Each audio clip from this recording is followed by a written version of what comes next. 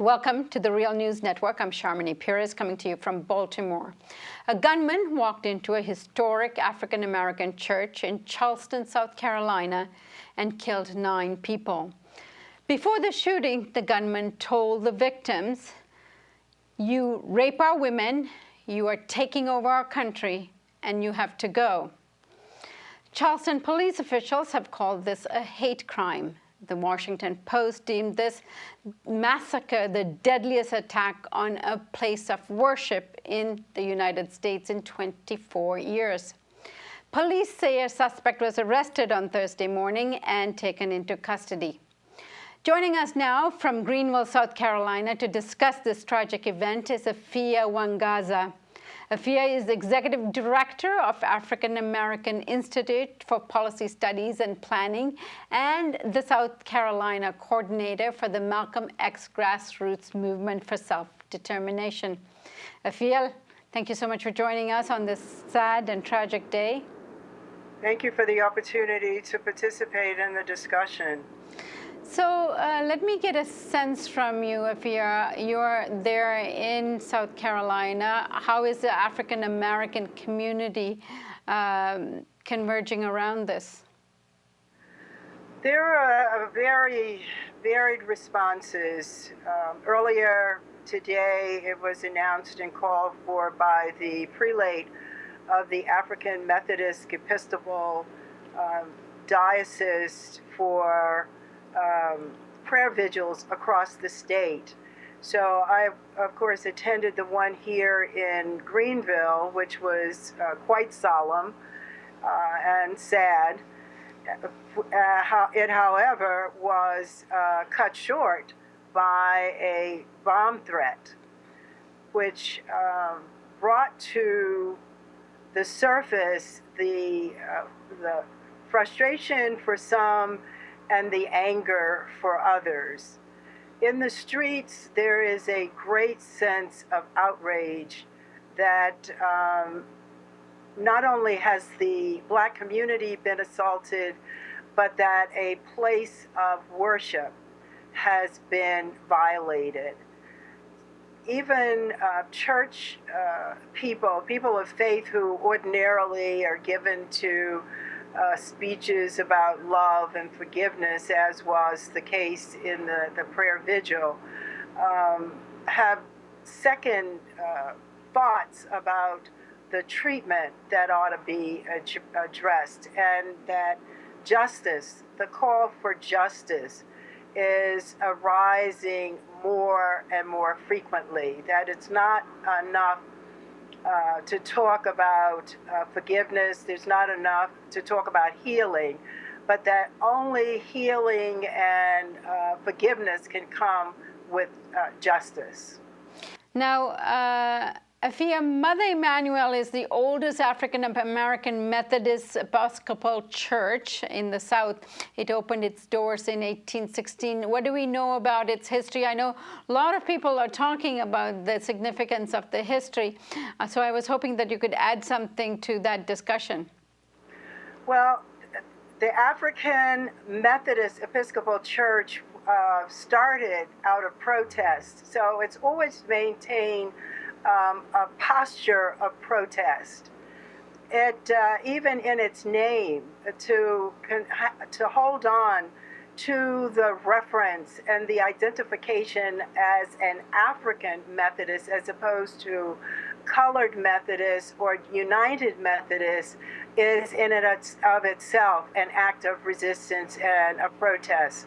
The calling of ourselves as anything other than African is a modern invention, beginning with the early formations of, say, the NAACP and other organizations of that ilk, when we began calling ourselves colored and Negro and Black. And during the age of the Black Power movement was a move back towards reclaiming our essence and our identity. It was somewhat derailed with Jesse Jackson's call for the reference of African American, but more and more of us are beginning to refer to ourselves as Black and as African. The AMEs have always held to our Africanity, certainly in their religious practice and in their identification of their spiritual belief system. Now, I understand that one of the people that helped build this church was implicated in a slave revolt. That history must be also re-evoked at this time. Yes, indeed. And that level of militancy goes along and is indicated in the insistence upon retaining the name African Methodist Episcopalian. Denmark Vesey is the person to whom you make reference and to whom others are making reference. Vesey was a freedman. He was a blacksmith. He was committed to the liberation of African people and the abolition of slavery. His spirit remains strong, especially in the Gullah Geechee Nation and in the Charleston coastal area of South Carolina. The Stono Rebellion is the site where the weapons were obtained and used to advance the struggle for Black liberation in South Carolina, and is a point of particular historic reference and a go-to place in South Carolina.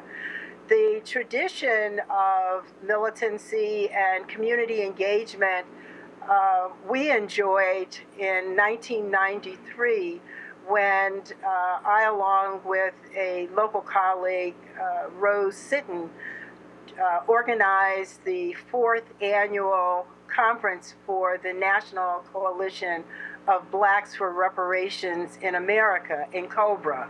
And as a part of that conference, we visited the Stono Rebellion site and various other sites, historic sites in South Carolina, and it is out of that conference that the spirit of the modern day reparations movement emerged. We were able to also bring here Queen Mother Moore, who was the spirit, the godmother, the long-holding spirit of the reparations movement.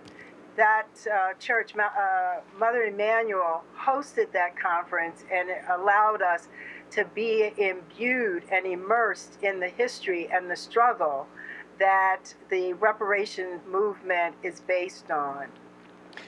Also, I wanted to bring our attention to what President Obama had to say in a press conference this afternoon. Now is the time for mourning and for healing. But let's be clear.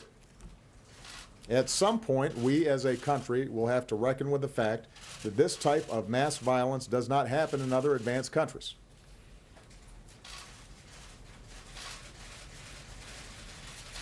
It doesn't happen in other places with this kind of frequency. Your response to what Obama had to say? Well, that's a general reference to the violent nature of the United States, which was born of violence. Stolen labor on stolen land is the essence of the United States. So if Obama is serious about dealing with the question of violence, then he's going to have to deal with the history and the being and existence of the United States. He's already stated that he's opposed to reparations, so he can hardly be serious about healing and about mourning as it relates to Black people and the racialized violence that this instance, this massacre, visits on us as a people, as Black people, and the blood that continues to grow on the hands of this country. Efia Nwangaza, she's the Executive Director of the African American Institute for Policy Studies and Planning. I thank you so much for joining us today. Thank you for having us. And thank you for joining us on the Real News Network.